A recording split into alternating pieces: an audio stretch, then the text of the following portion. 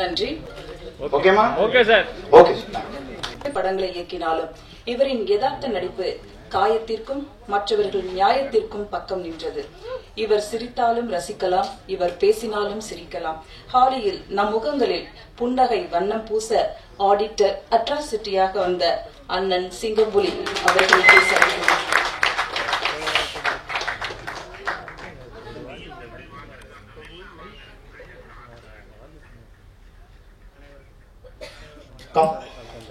அனைவருக்கும் வணக்கம்.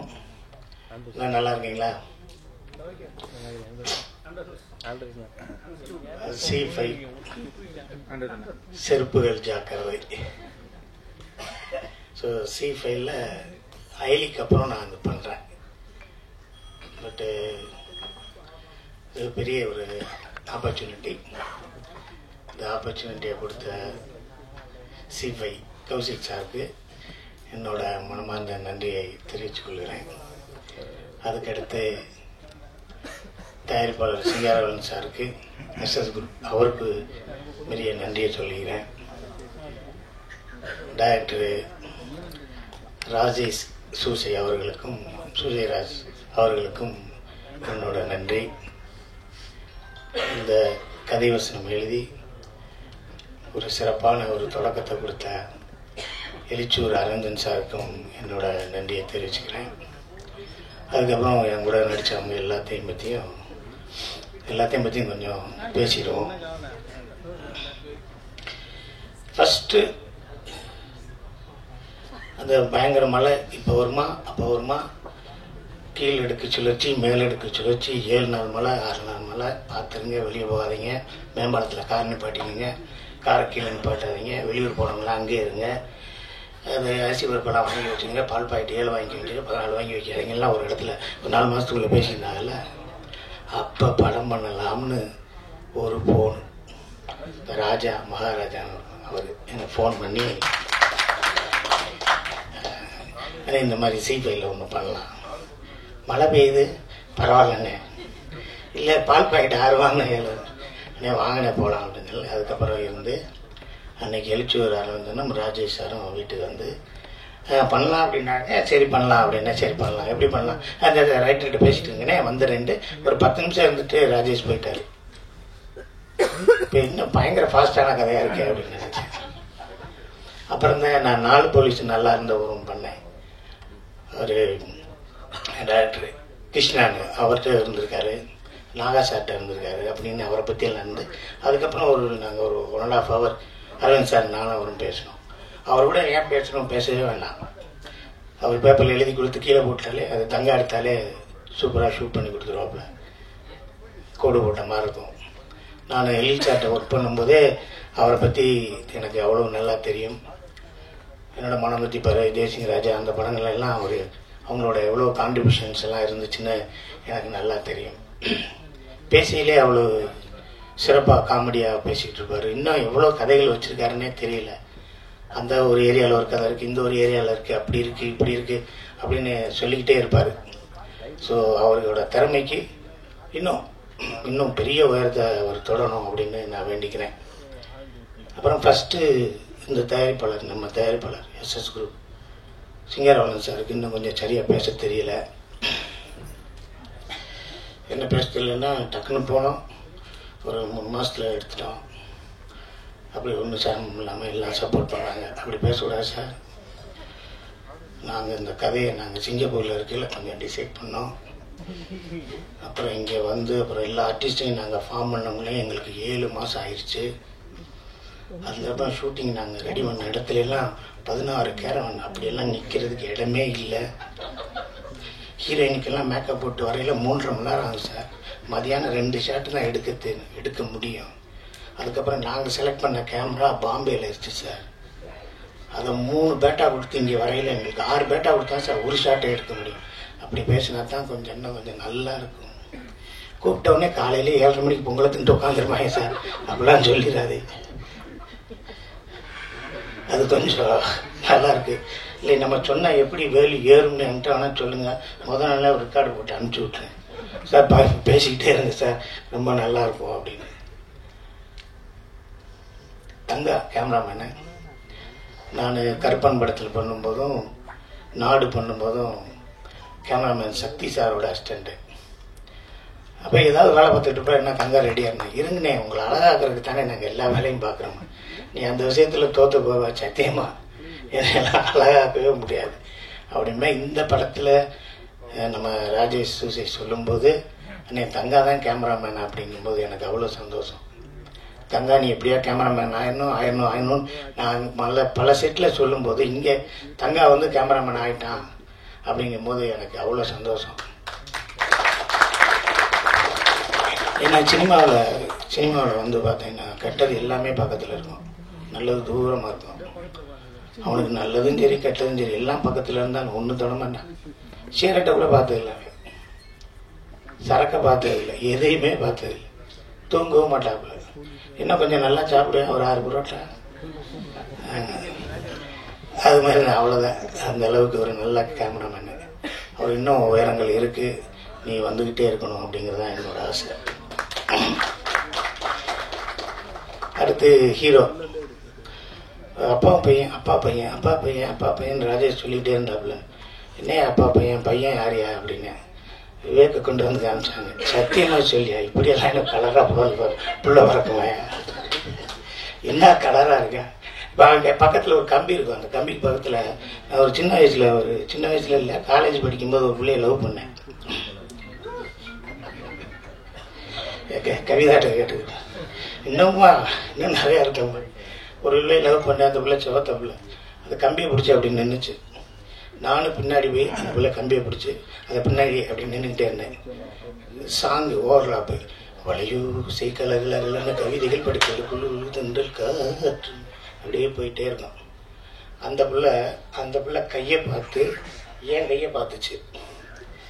உடனே எதுக்கு அந்த பிள்ளை கையை பார்த்து என் கையை பார்த்து நினச்சேன். அந்த பிள்ளை கை சக்கச்சவே இருந்துருந்துச்சு, என் கை கண்ணங்கரையே இருந்துச்சு. அப்போ கையை விட்டுட்டு பேக் சீட்டு வழியாக ஏறி இறங்கி ஓடன வேண்டாம். நான் புரியுதுங்களா அவங்களுக்கு? இவ்வளோ ஒரு கலரான பிள்ளைய போய் நம்ம போய் லவ் பண்ணுறோன்னு வரட்ட முடியுமா, இல்லை போய் அந்த பிள்ளைய போய் கட்டுப்படுத்த முடியுமா அப்படின்னு.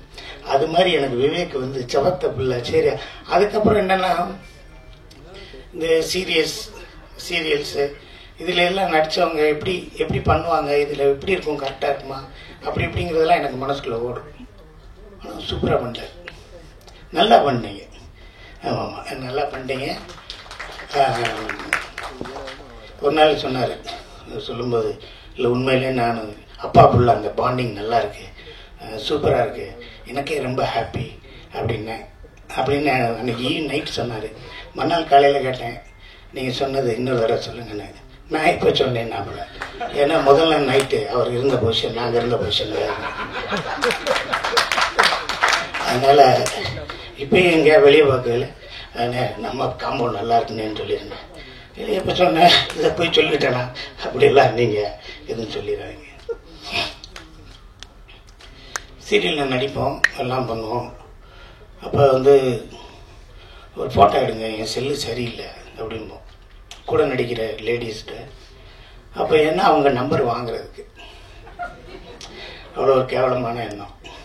உங்கள் போட்டால் எடுங்க, உங்கள் கேமரா நல்லா செல்லு, அதில் எடுத்து எனக்கு அனுப்புங்க, இல்லை நம்பர் வந்துடுங்களேன். அப்படி வந்து உங்கள் போட்டால் எடுத்து அனுப்புங்க அப்படின்னு சொல்லி ஐராட்ட சொன்னேன். ஐராவும் எடுத்து அனுப்பிச்சிருச்சு.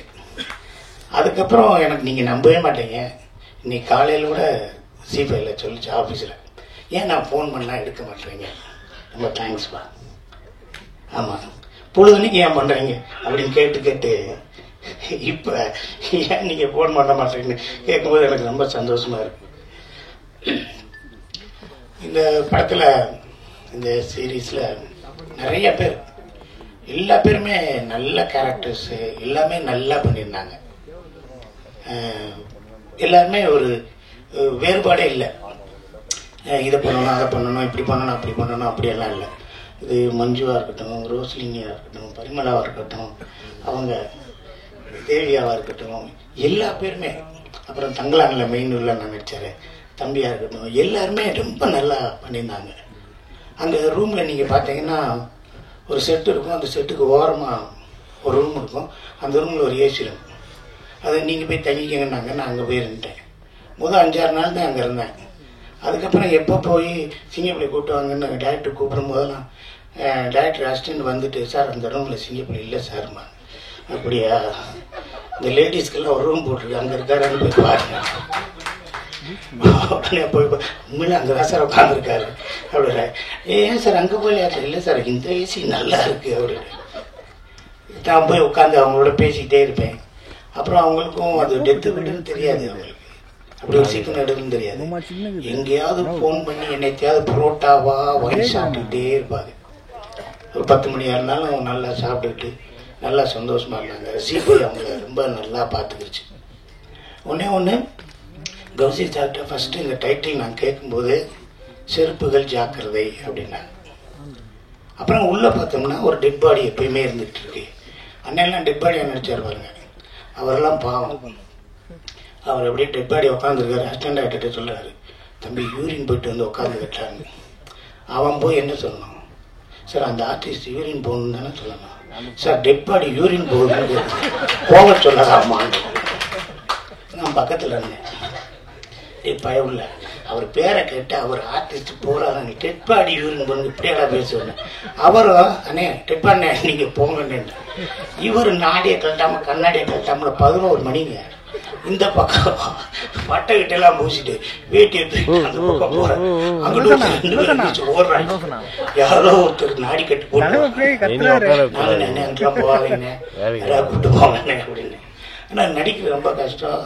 அதே மாதிரி டாக்டர் சொன்ன மாதிரி, அதாவது ரொம்ப உட்காந்தே இருக்கணும். டைலாக்லாம் கேட்டாரு. ஒரு டைலாக் தரையிலையா, ஒரு டைலாக்ல பிளாஸ்கட்லயாவது போட்டுக்கீங்க அப்படின்னா தரல.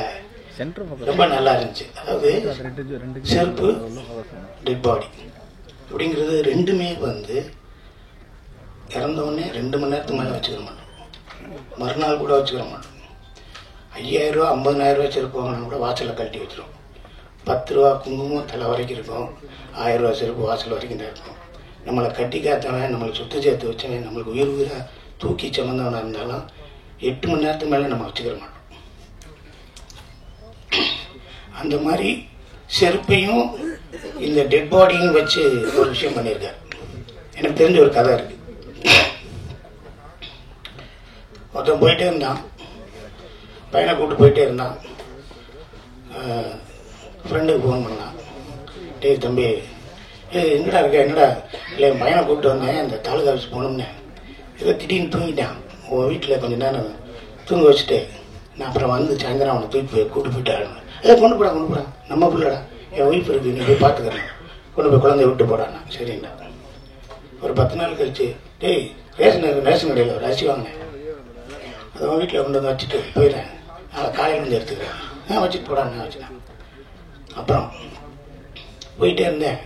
என் செருப்பு அந்த போச்சு, உன் வீட்டில் போட்டு போகிறேன், நாளைக்கு வந்து எடுத்துக்கிறேன். என்ன வழக்கம் மாதிரி உன் செருப்பு கொண்டு வந்து போகிறதுக்கு எப்படி தான் கிடச்சா பா அப்படின்னா நோய்க்கல. அதுக்கு அடுத்து, டே எங்கள் அப்பா செத்து போனாரு, ஓட்டு வழியாக தான் சுடுகாட்டுக்கு போகிறேன், இன்னைக்கு மழை வந்துருச்சு, அங்கே புதைக்க மாட்டேன்னு வேறு ஏதோ சொல்லிக்கிட்டாங்க, நான் உன் வீட்டு வாசலில் வச்சுட்டு நாளை காலையில் வந்து தூக்கிட்டு வரேன், உன்னை கொன்னே விடுவேன், பணத்தை கொண்டு வந்து எங்கடா வைக்கிறேன். ஸோ இந்த செருப்புக்கும் பணத்துக்கும் நம்ம சமூகத்தில் கொடுக்குற மரியாதை என்ன இருக்கு. ஆனால் அதை அந்த செருப்பையும் அந்த டெட் பாடியும் வச்சு அவ்வளோ அழகா எழுச்சூர் சார் எழுதியிருக்காரு. அவ்வளவு காமிக்கலா எழுதியிருக்காரு. அது அவ்வளவு சுவையா அருமையா ராஜேஷ் சூசை எழுதியிருக்காரு.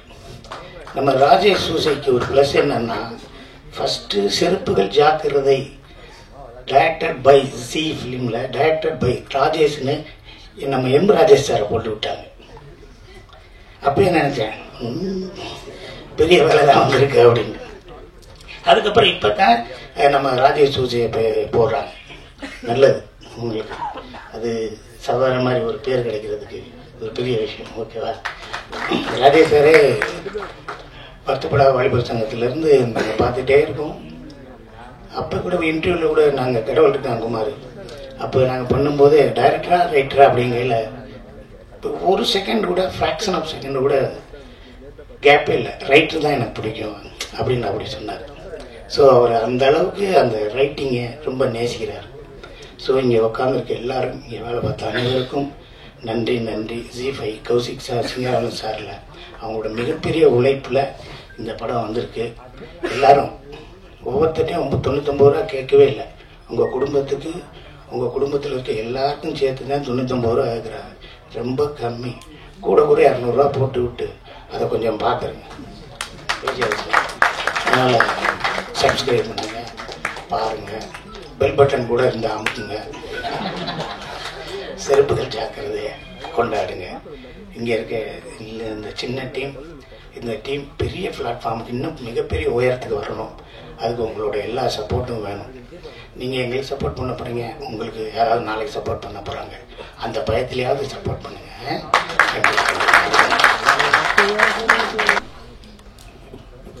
எல்லோருக்கும் வணக்கம். கொஞ்ச நாளாக மறந்துருந்தாங்க, திருப்பி ஞாபகப்படுத்தி விட்டீங்க டாஸ்மாக். ஸோ ரொம்ப சந்தோஷமாக இருக்குது. ரொம்ப ஒரு யங் டீம். செருப்புகள் ஜாக்கிரதை, இந்த டைட்டிலே ஒரு கதை சொல்லுது. ஸோ அது எனக்கு ரொம்ப பிடிச்சது. ஆக்சுவலாக என்ன கதை இருக்கும், செருப்புகள் ஜாக்கிரதைன்னு ஒரு புது டேர்ம்ஸில் ஒரு டைட்டில் இருக்குது. இதுக்கு பின்னாடி என்ன கதை இருக்குன்னு ஒரு ஆர்வம் தூண்டுது. யார் டைட்டில் சொன்னாங்கன்னு தெரில, அரவிந்த் சாரா டைரக்டராக தெரில, இல்லை கௌசிக் சார் சொன்னாரா தெரில. பட் ரொம்ப நல்லா இருக்குது. ஒரு பெரிய ஆர்வத்தை தோன்றுது இது. அப்புறம் சவுத் சீகட் இவர் கௌசிக் சார் பேசும்போது சொன்னார், இந்த மாதிரி நாங்கள் ஒரு நிறைய பிளாட்ஃபார்மில் நிறைய பேட்டர்னில் இந்த மாதிரி கண்டென்ட்லாம் நாங்கள் ப்ரொவைட் பண்ணலான் இருக்கோம் ஜீல அப்படின்னு சொன்னார். அது ரொம்ப நல்ல விஷயம். ஆக்சுவலாக ஒரு மூவியை ஒரு 6 எபிசோட்ஸாக இது பண்ணலாம், யாரில் வியூ பண்ணலாம், அந்த மாதிரிலாம் சொன்னார். அது ரொம்ப நல்ல விஷயம். நிறைய யங்ஸ்டர்ஸ்க்கு, நிறைய ரைட்டர்ஸ்க்கு, நிறைய டைரக்டர்ஸ்க்கு ஒரு பெரிய ஒரு வாய்ப்பு அது கொடுக்கும். ஸோ ஃபர்ஸ்ட் ஆஃப் ஆல் அவருக்கு நான் ஒரு பெரிய தேங்க்ஸ் சொல்லிக்கிறேன் அதுக்கு. Sir thank you so much sir. இன்னும் நிறைய யங்ஸ்டர்ஸ்க்கு ஒரு பெரிய ஒரு பிளாட்ஃபார்ம் அது ஆக்சுவலாக ஓப்பன் பண்ணி கொடுக்கும். அப்புறம் இந்த சீரீஸோட ப்ரொடியூசர் என்னோட ஃப்ரெண்டு சிங்காரவேலன், என்னோட ரொம்ப க்ளோஸ் ஃப்ரெண்டு, ரொம்ப விஷனரி, அதே சமயம் ரொம்ப ரொம்ப கிரியேட்டிவான ஒரு ப்ரொடியூசர். நானும் அவரு சேர்ந்து ஒர்க் பண்ணதில்லை, பட் நான் நிறைய பேசியிருக்கோம். எனக்கு ரொம்ப நல்ல ஃப்ரெண்டு. ஸோ அவர் அவ்வளோ பேஷனேட்டாக இந்த கண்டென்ட்டை அப்ரோச் பண்ணுற ஒரு ஆள். ஸோ கண்டிப்பாக அவரோட அந்த பேஷனேட் அப்ரோச் ஒரு பெரிய சக்ஸஸ் கொடுக்கும் அப்படின்னு நான் நம்புகிறேன். அதே மாதிரி இது ஒரு டீம் இருக்குது. இதில் எல்லாருமே ரொம்ப நல்லா ரொம்ப பாசிட்டிவாக பேசினாங்க எல்லாருமே. அது மாதிரி 5ஆம் வேதம்ல விவேக் ரொம்ப நல்லா பண்ணியிருந்தீங்க. I really like your work. ரொம்ப நல்லா இருந்துச்சு. ஒவ்வொரு சின்ன எக்ஸ்பிரஷன்ஸ்லாம் கூட ரொம்ப நல்லா இருந்துச்சு. அந்த ஹியூமர் பார்ட் அழகாக நீங்கள் பேலன்ஸ் பண்ணியிருந்தீங்க. அது நல்லா இருந்துச்சு. அதே மாதிரி அண்ணன் சிங்கம்புலி அண்ணன், ஆனால் நான் சொன்ன மாதிரி கடவுள் இருக்கான் குமார்னு ஒரு படம் ஒர்க் பண்ணேன். ஒரு 20-25 நாள் சேர்ந்து ஒர்க் பண்ணோம். ரொம்ப ஜாலியாக எல்லாம் ஒர்க் பண்ணோம். அதுக்கப்புறம் ஃபோனில் பேசுவோம் அடிக்கடி. இப்பதான் பார்த்தேன், இந்த மகாராஜா படத்துக்கு அப்புறம் இன்னைக்கு தான் பார்த்தேன். நான் பார்க்கும்போது ஒரு பயம் இருந்துச்சு எனக்கு. அண்ணன் பக்கத்துல உட்காரும்போது ஒரு பயம் இருந்துச்சு. உண்மையிலேயே ஒரு மாதிரி பக்குன்னு இருந்துச்சு. கை கொடுத்து பேச ஆரம்பிச்சதுக்கு அப்புறம் தான் எனக்கு நம்ம அண்ணன் தான் அவரு அப்படின்ற மாதிரி ஒரு சின்ன ஒரு இது வந்துச்சு. இப்படி ஒரு இம்பாக்டை ஒரு படம் ஏற்படுத்திச்சு, ஒரு கேரக்டர் ஏற்படுத்திச்சு, ஒரு ஆக்டர் ஏற்படுத்த முடியும் அப்படிங்கிறது ரொம்ப பெரிய விஷயம். ஏன்னா அது எல்லா ஆக்டர்ஸுக்கும் அமையாது. அப்படி ஒரு கேரக்டர் அமைஞ்சிருக்கு அண்ணனுக்கு. ஆனா அது அவ்வளோ அழகா பண்ணியிருந்தாரு. அவருடைய லைஃப் டைம்ல ஒரு பெரிய படமா அது இருந்திருக்கு. அது அவ்வளோ அழகா ஒரு பெருந்தன்மையா அதெல்லாம் இல்லை, டைரக்டர் தான் சொல்லுவாரு. ஆனா அது எனக்கு தெரியும் அதுக்கு பின்னாடி எவ்வளவு பெரிய ஒரு ஹார்ட் ஒர்க் இருக்கு அப்படின்ட்டு. ஸோ இந்த டீம் எல்லாருக்கும், இதுல நடிச்ச காஸ்டிங் க்ரூ எல்லாருக்கும் என்னோட பெஸ்ட் விஷஸ் நான் சொல்லிக்கிறேன். Thank you so much.